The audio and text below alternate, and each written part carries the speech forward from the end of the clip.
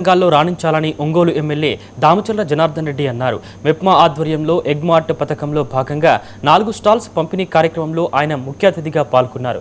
ఈ సందర్భంగా ఆయన మాట్లాడుతూ మెప్మా ఆధ్వర్యంలో జరుగుతున్న కార్యక్రమాలకు తమ వంతు సహాయ సహకారాలు ఉంటాయని చెప్పారు. యూనిట్లు తీసుకున్న మహిళలు వ్యాపార అభివృద్ధిలో ముందుకు సాగాలని ఆకాంక్షించారు.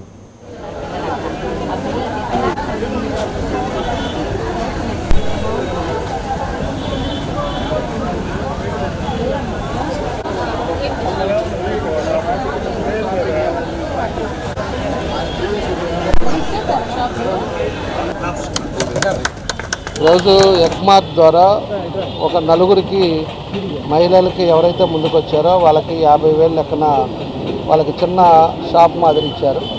దాంట్లో ఎగ్స్ కానీ లేకపోతే బిర్యానీ కానీ చికెన్ కానీ ఒక చేసుకొని వ్యాపారం చేసుకోవడానికి వాళ్ళకి దానికి సంబంధించిన వస్తువులు కూడా ఇచ్చారు.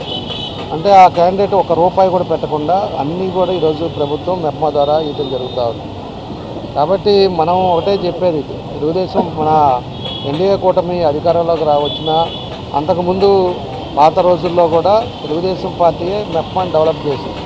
అదేవిధంగా ప్రతి మహిళ కూడా ఆమె కాళ్ళ మీద ఆమె నిలబడాలి, ఇంటికి పరిమితం కాకూడదు, మహిళలు కూడా రోడ్డు మీదకి వస్తేనే బాగుంటుందనే ఉద్దేశంతో వాళ్ళని అనేక రకాలుగా ప్రోత్సహిస్తూ ఎన్నో కోట్ల రూపాయలు ఈరోజు ప్రభుత్వం ఖర్చు పెడతా ఉంది.